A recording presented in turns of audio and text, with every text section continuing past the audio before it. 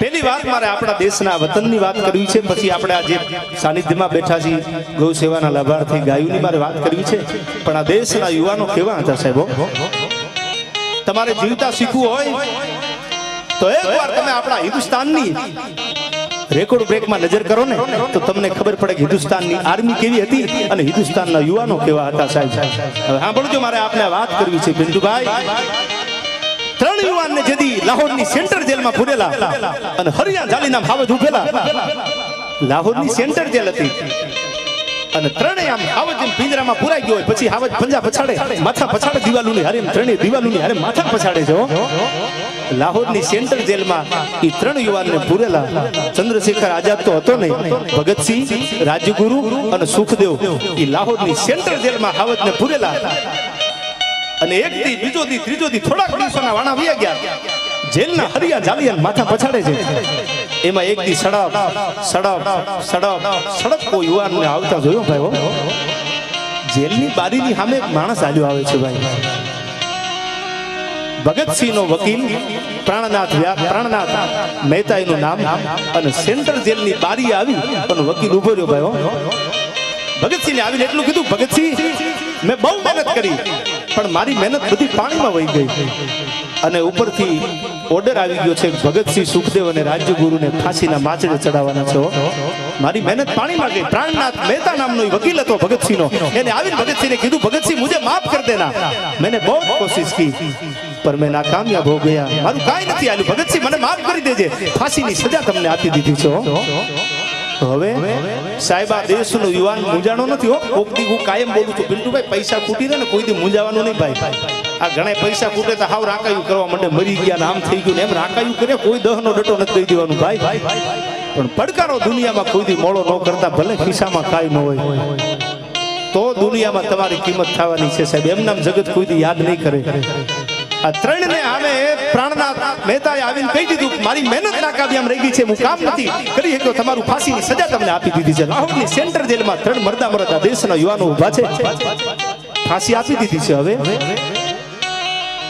ભગતસિંહ, હવે 2 દીમાં તને ફાંસીના માચડે ચડાવવાનો છે. અને સાહેબ એક દી, બીજો દી, બીજા દીની હાન પડવાની તૈયારી હતી. અને રાજગુરુ, સુખદેવ અને ભગતસિંહને જ્યારે ફાંસીના માચડે ચડાવવામાં આવ્યા. આ દેશના યુવાનોને શીખવું હોય તો આના બલિદાનને એક દી યાદ કરજો સાહેબ. એ ફાંસીના માચડે ચડાવી દીધા અને ફાંસીના માચડે ચડાવીને એટલું કીધું, ભગતસિંહ કઈ છેલ્લી ઈચ્છા છે તારી તો બોલી જા.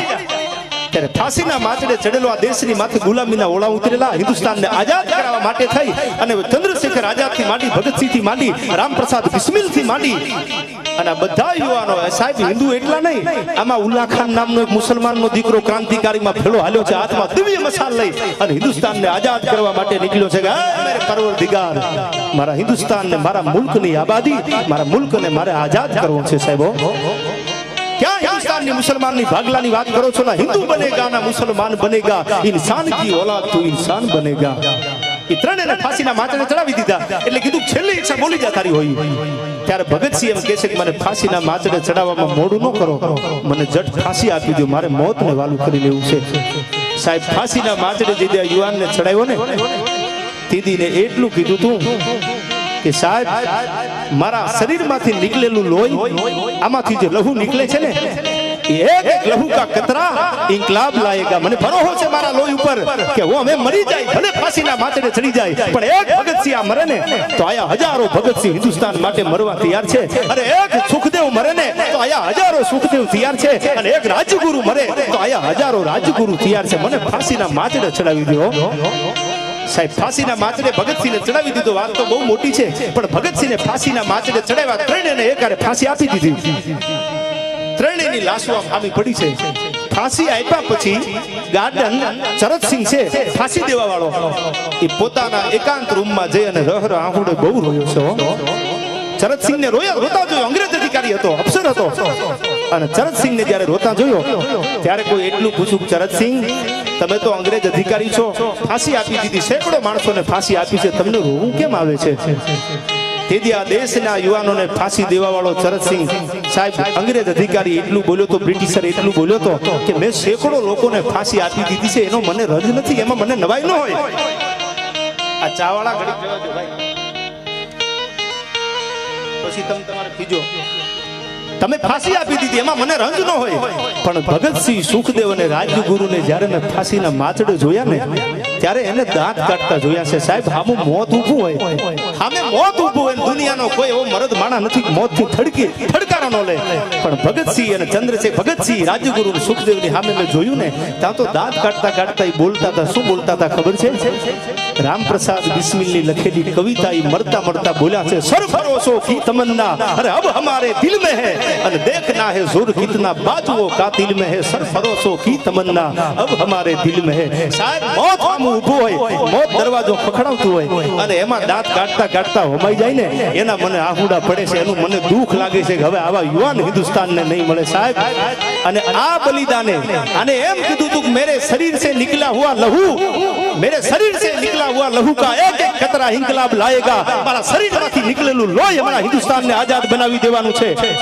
અને સાહેબ અમારું બલિદાન અમારા વતન માટેનું બલિદાન છે સાહેબ. એને નાના એવા કાગળમાં પોતાના વકીલ પ્રાણનાથ મહેતાને કાગળમાં લખ્યું હતું, મહેતા મારી જનેતાને મારા બાપને કહેજો મારી વાય આહુડા ન પાડે, એને કહેજો ભગતસિંહ વતન માટે મર્યો છે, ભગતસિંહ દેશ માટે મર્યો છે, એની વાહે આંસુ ન પાડે સાહેબ.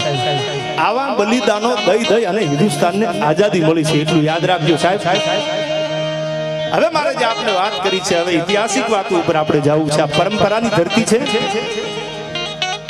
આપા જાદરાની પણ મારે વાત કરી છે. જલુકુલ ભૂષણ જાદરો સાહેબ, પવિત્ર ગેબીનાથ પંડ ગણતર લટ પિંગલી જનો હલકે ખબર હાથ, આ તો ઓતર ખંડથી ઉતર્યો જાણે ભવ કાટણ ભવનાથ, નવનાથ માયલા નાથના ગેબીનાથના જે બેહણા થતા હોય, મેપા ભગત જેવો આયા કુંભાર ભગત હોય સાહેબ. આજે કાઠી દરબારનો ગુરુદ્વારો જેને કહેવામાં આવે મેપા ભગત, એ પ્રજાપતિ કેવો હશે સાહેબ.